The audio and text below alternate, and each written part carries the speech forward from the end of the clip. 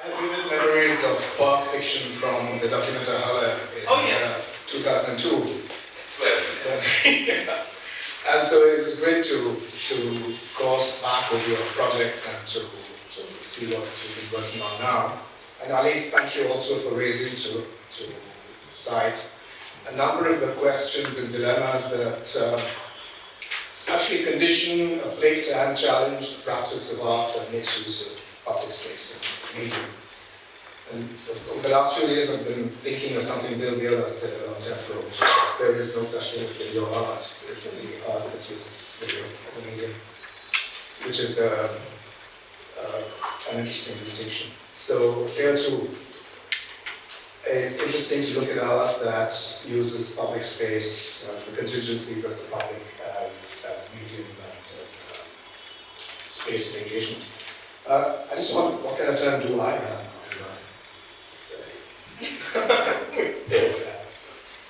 I just want to flag a few of the motifs that came up. In both of your presentations, I've heard again and again an emphasis on intimacy, on the retrieval of intimacy in spaces that otherwise can be alienated or that are already superscribed by authority. And we all know, having worked in so-called public space, that it does not exist in a utopic sense. It's always already monopolized through one protocol or another by the state, by legislation. So how does one reclaim it? How does one develop some sense of convivencia, if you like, a kind of living together with those who are different, or living across subcultures, across cultural assumptions and prejudices. So both of your presentations were extremely interesting from that point of view. And I might just have one of the very specific questions. At least in what you like to say, it was interesting to see how various lineages of practice within what we call contemporary art are being revisited, being rehearsed, and taken forward in some way. I was struck, for instance, by in the note on real aesthetics, where you say that it's kind of premised on Handlung, which you parse as action. It struck me that Handlung is also very much the space of commerce. It's very much the store. So that double meaning of Handlung excited me. And I thought that in your engagements with questions of property, with who owns and ownership, therefore capital, you're also working out a different kind of production system, a different, if you will, artistic commons. So one question that I would have there is, what is the nature of reception that you're playing with? What kinds of audiences are you responding to? And what kinds of negotiations do your practices in such spaces conduct with something that is more established in the nature of an art system? That's one fair question. And to both of you also, I would have I would share with you some disquiets that I've always had with the movement of artists into spaces vacated in the post-industrial epoch, spaces that have been vacated, left derelict. What happens there? Because, especially from the work of Richard Florida and those who followed him, you see that there is reason for disquiet. Because such artistic infiltration is, as we all know, very often the first step towards gentrification and the reclamation of these spaces for use in a properly neoliberal system. So I would maybe throw in a trope that I found very useful, the trope of complicity. To what extent would artistic interventions in the kinds of spaces you're both working in Hamburg, to what extent are your interventions complicit with larger agendas such as urban renewal? And how do you negotiate that? How do you retain your ability to use the system for your own purposes, but also to step back without becoming completely neutralized within it? So those would be thoughts that I would throw out. There are others, but I think we should maybe open it up. But if you could respond to these prompts, and then we can. Yeah, thanks for bringing up this word Handlung, because I was also, when I was writing, or when we were writing it down, thinking about this terminology, and it hadn't occurred to me. So thank you for bringing up this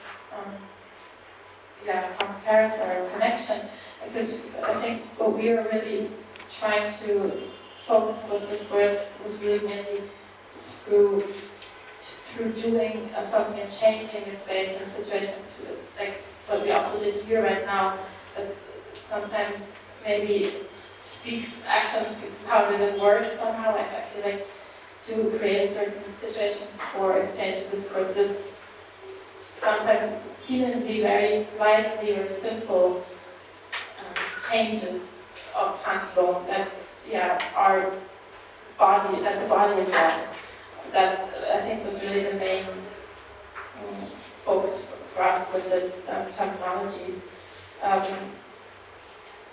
Maybe you can talk about this other thing, and I will maybe get back to you. I don't want to talk about which kind of public we reach so much, because, for instance, in this last project, Lampude is clearly a planning project using artistic means, and we did everything to be on the site where, on the building site, we drew circles around the planning area and did house visits there with everybody in the district of St. Pauli, getting, the questionnaire, for instance, into the briefing, to their letterboxes, and then it was generally open, and of course still a response a lot from the more creative, educated people, a little more, I would say, not dramatically more. Which is not so easy to overcome, but it helps to be good at propaganda and to develop a strong visual language, but that is not exactly an artistic question, but a design communication thing.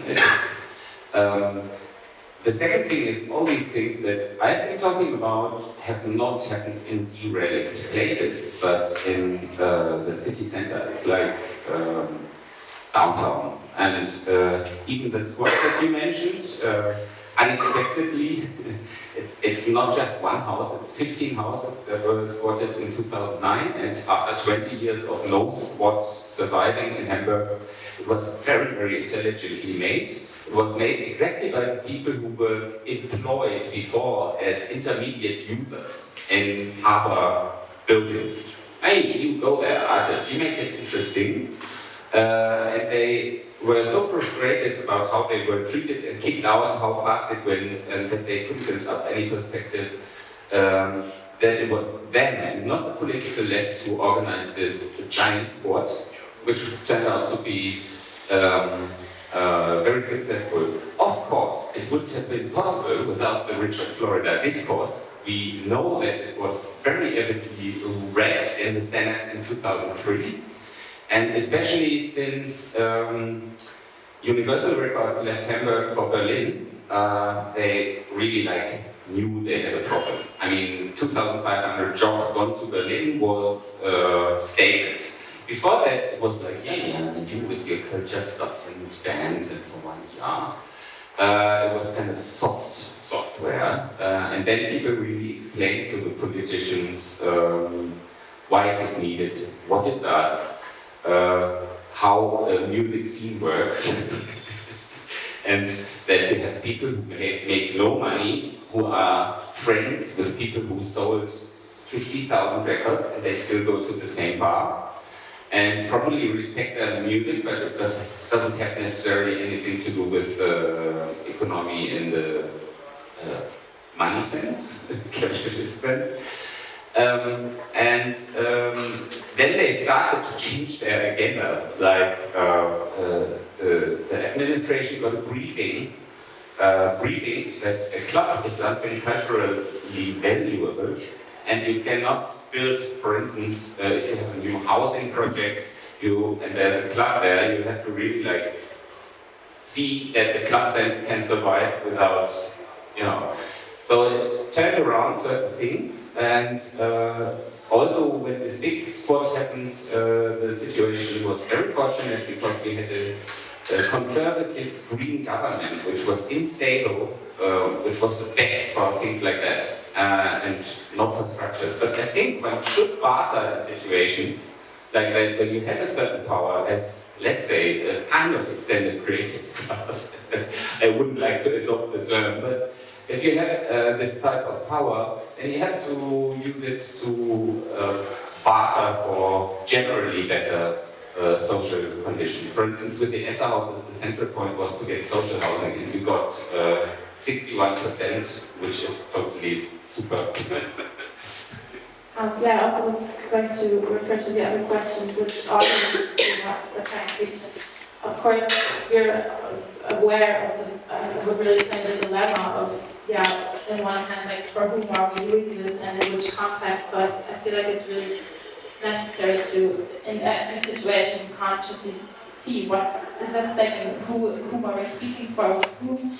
And I think because we're still really in the beginning of trying to figure this out, one of the main things we're really interested in right now is also to connect different people and needs, and also in specific neighborhoods. For example, Veddel, which is in the south of Hamburg where I live, which is, yeah, a place where a lot of immigrants land. It's like an island.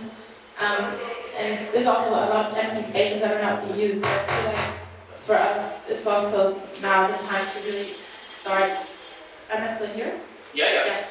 Really, yeah, working with also the neighborhood and creating maybe like kind of rehearsal spaces. There's this empty drugstore because there's not even a drugstore anymore. Like there's no facilities except for one food chain. To like ask, okay, what do we need here? What's needed? So maybe like for the summer, every weekend, like rehearse a certain, like a food co-op, or like where regional foods are being brought, or where we can open up a cafe for the women in the place. Or yeah, just try out different needs or desires, or like the, I don't know how you say, Wunschproduktion. Production of it. Yeah. Desiring production. So, to really try to connect people also so that they become stronger, because I feel like the dispersedness is really a problem, because we have a lot of initiatives in Hamburg that are also coming from like Recht auf Stadt and the social. But so I think maybe art for me comes in as what you were also saying, a sort of cultural capital or visibility, so we can, yeah, to use the certain representational, like also maybe commercial process that is, yeah, certain art institutions in this kind of context or audience bring with it to, yeah, create a certain credibility and visibility, and but in favor of the ones who can't speak or who don't like. So I think that's really the challenge of right now, also to always again, yeah, be aware of that you know, for whom are we speaking, and that's very difficult because it's about, yeah, having your voice, and so making that possible. I think making these spaces possible and these platforms. But yeah, one more thing.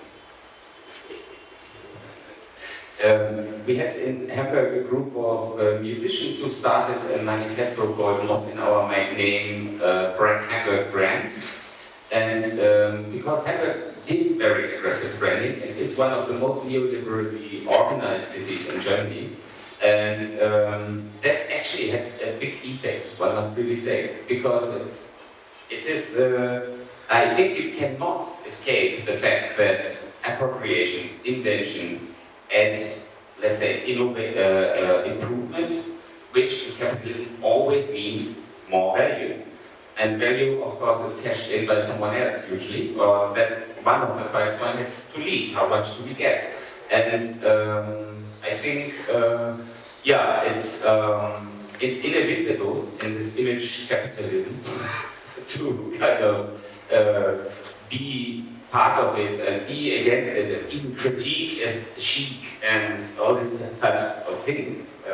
People in the car made jokes about this stuck-out finger curling, and who said it? I don't know who said it. I think Dimitri said it, or it's full with critical art. I have a question very much in a way. All right.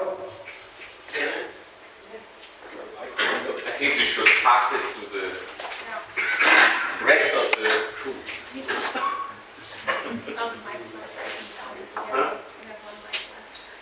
Ja, wir dürfen auch noch. Thanks a lot. I love your presentation a lot, and maybe because I'm very close to Hamburg history. And actually, my question again pretty structural because you have a group, and unfortunately, our old friend Sophie is not with us. And at the same time, are you plan to work together, or is it very artificial construction? And also in relation, knowing your very strong, hardcore counter-institutional local positions, but he now has very high institutional position. It's very fresh appointment. She is really representative of highest official position, person responsible for public art in Germany. Come on, it's quite a budget, you know the numbers. Yeah, and actually it's a new position because before it collapsed because of many local efforts to collapse. And now Sophie, very few appointment. Okay, so you understand what I mean? I understand, but I think you're not right. I must totally disappoint you. It's a very temporary position. It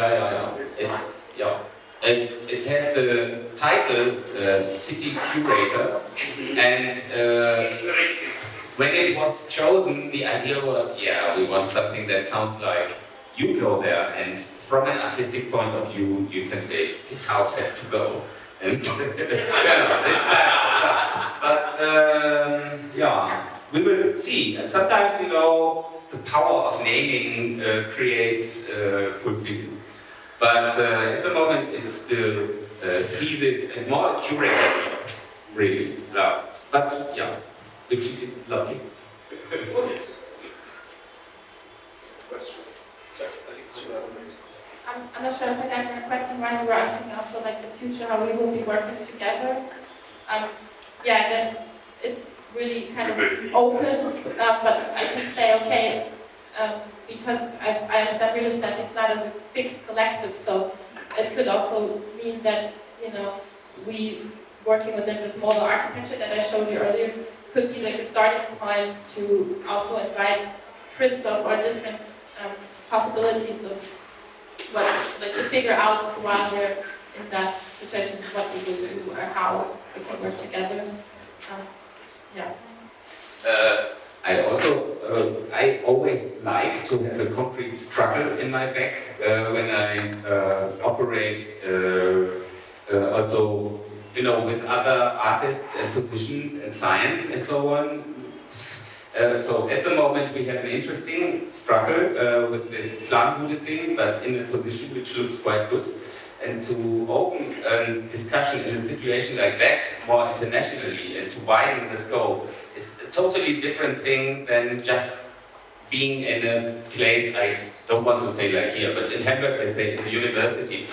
Hey, who cares, you know, what people are saying there. But if you are in a position that you already have a nail in the ground, then it becomes an interesting dynamic between the international knowledge and critique and struggle and art and so on. Then you have a nice dynamic. So I'm looking forward to do that, but I have no idea yet. Because it's quite complex, the cities you have in Germany. On the one hand, you have these booming cities, like Hamburg is still a booming city. On the other hand, what? Booming city. And on the other hand, you have cities which are shrinking. That's the notion of the shrinking cities. And then there's like a third term that are cities or the whole landscapes where the inner cities are getting more and more empty. The shops are gone, really. Even the whole shopping malls disappear, or they are just empty. People can't live there anymore, or they don't live there anymore. That's the whole room area where Christian and Dion from Nobody made the piece they showed yesterday, or 2 days before, very shortly. That's just two kinds of developments in German cities, booming and shrinking, or the other one just get empty. And because it's empty, because of course the industrial factory just declined or were sold to China. So we have the big fabrication locations. They are now in China, not in Germany anymore. So that's one thing. Just want to get in mind. Another thing is, Ranjit, you said before, you spoke about intimacy.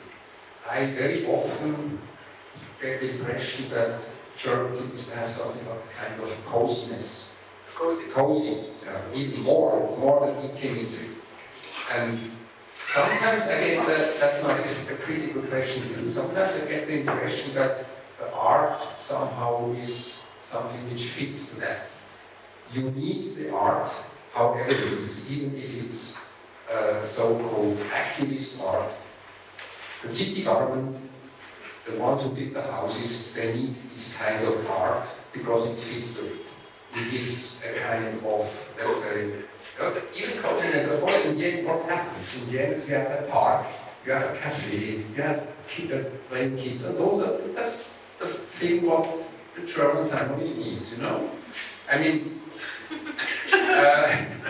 what I want to say is it gets, the art somehow serves in a kind of way, however you do or however you act as an artist. In the end, you are a collaborator of the ones who build the whole estates. It fits in it. So it's very hard to have an opposition.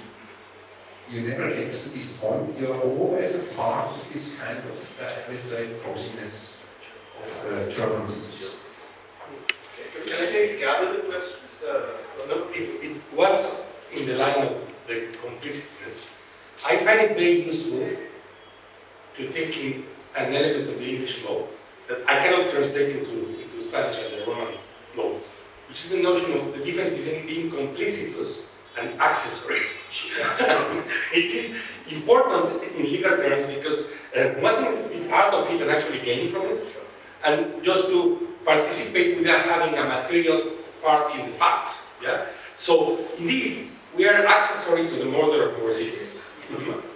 No, we are not gaining too much from it. We don't get that stain. And it is interesting to actually think on what is the position where you're part without being responsible. And because the problem with the notion of complicity is that it immediately brings forward the need of actually responding. So, I mean, it's a matter of fact, a little bit in the line of what Christoph was saying, that we are part of these processes, that there's a participation in the mechanics, but yeah, it is something that, of course, there's a crime in the British system if you know that your actions lead there. So yeah, it's better not to go. That's what I say. Yeah. I mean, even if you like to establish a sort of dissent, you are always in this kind of system of, let's say, structural consensus, which is still already before. That's what I mean, more abstract. I would confuse the German with the Swiss situation. But no, we don't have consensus. I see your point. It's a nice place for the families, yes.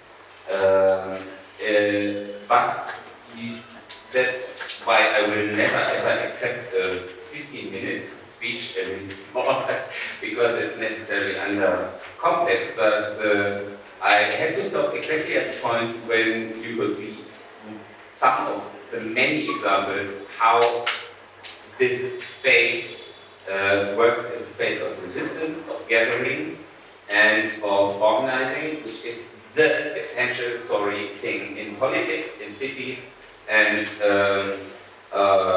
I think what should I say? The peaceful park, you could see exactly the difference between the two things. Let's say in Gezi, you could see it. I don't mean a specific park, just but the whole city. yeah, the whole city. But why doesn't it happen in any other place? No one else gets through with that project like this. So not in Germany, I can assure you. And in France, it's impossible to do any bottom-up project.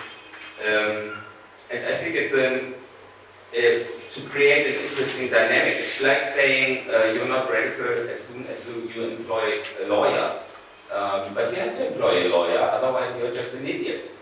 I never employ lawyers that wear leather jackets and have a desire to show in court that they are nice leftists. I prefer lawyers who know how to play the game in there and who know how to play politics, where you can create a dynamic between a court case, media, art, action on the street, and that's what I mean. And we have certain freedoms that we have in this park, for instance, without having them guaranteed at all, but people take them because they know that they fought for this park, and it is a kind of lived example. You couldn't have done the same project that we are trying now with these ESSO houses in a different area, because people don't have the success story and the experience of we made it once.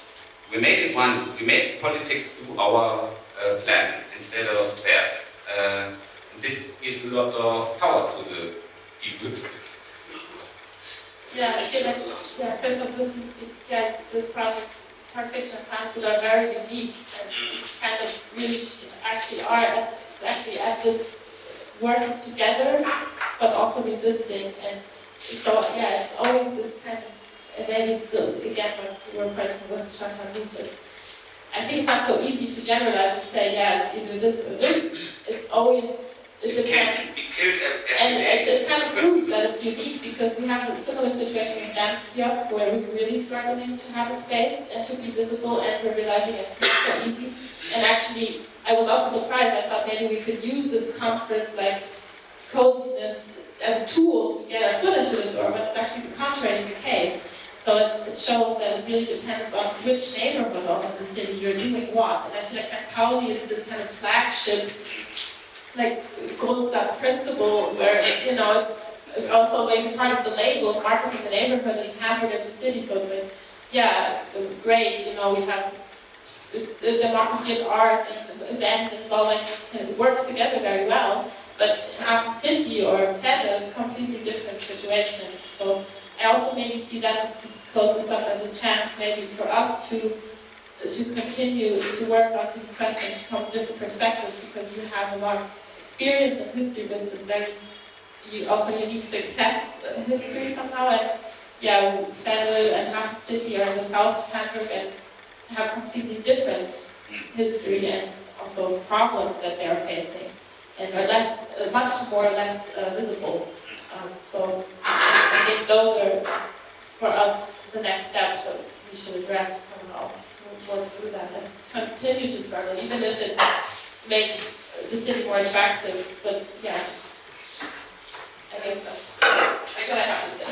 I just wanted to add to the complicity discussion that we're all constantly complicit with certain systems in the making of draft, in everything we do in our practices. And that is somehow, I think, inevitable. It's just how complicit you are, how many compromises you make, depending on the context that you are in. I think that's the most important. But I think to not engage with the system, fearing that you might be somehow complicit with it, is completely erroneous, to my mind.